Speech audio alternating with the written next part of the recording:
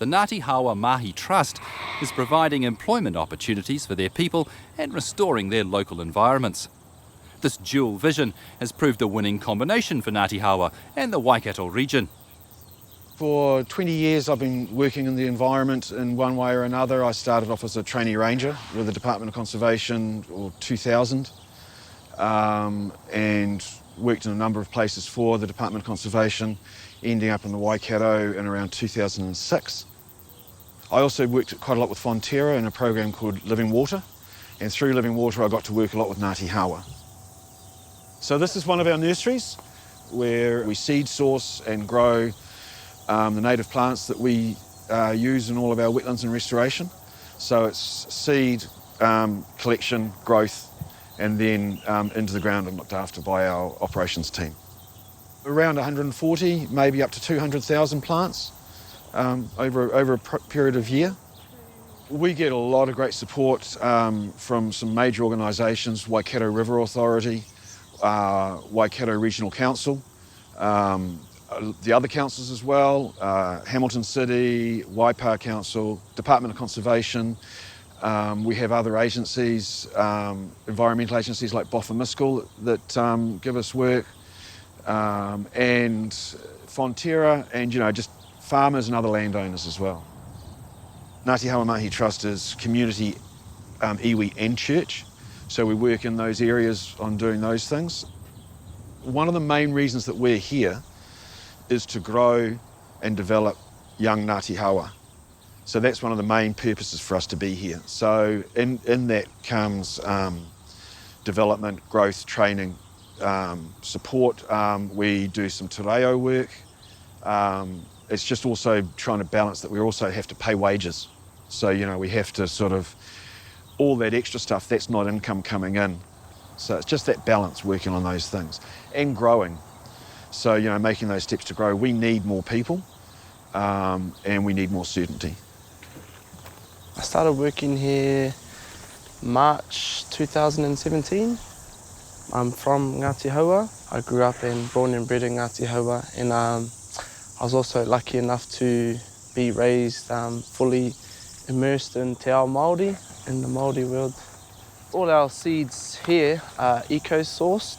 So what that means is they are sourced within a Waikato, which is mainly the area where we work, and also even for particular sites we would go to that site to see if they already have natives growing there, and to see if we can collect the seeds, bring them to the nursery, grow them on, and then take them back to that same site. Things that I most enjoy about this mahi, one is returning to a site and seeing how much the trees have grown and developed, and just knowing the benefits and the importance of this mahi and the impacts that it has on the environment is also, big satisfaction for me. I'm in the operations team here, and we go to site and we clear all the exotic trees, and then we'll prep the site, and maybe if it needs fencing, we'll fence it off and plant it up, and then 3 years down the track we'll do plant maintenance every year, like spraying or hand releasing. Ever since I've been here I've learnt a lot of te reo Māori language and culture, and a lot about native trees, they're not just trees, about what their jobs, what they do in the forest. And I would like to stay in this industry and one day maybe have a business of my own that does river restoration and riparian. The Waikato Regional Council has been focused on building resilient waterways alongside the Trust. We've been working collaboratively with Ngāti Hawa Mahi Trust for quite some time now in the riparian and restoration space. The results that we're getting is just the combination of resources and skills. We're able to get a lot more work done and support each other, and the outputs are building resilient waterways. They'll become resilient to floods, erosion, and they're improving the water quality by reducing our 4 main contaminants, which is nitrogen, phosphorus, sediment and E. coli. Recently we've been undertaking fish surveys, presence-absence surveys, to see what native fish species and pest species are in our rivers. This enables us to build up baseline data so that we can see the effects of our work in years to come.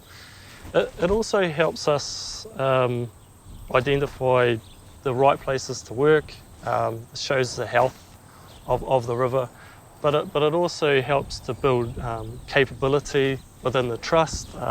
We have our ecologists out on site training their staff with how to identify fish species and aquatic plants, and just generally showing them, what we're doing this restoration work for.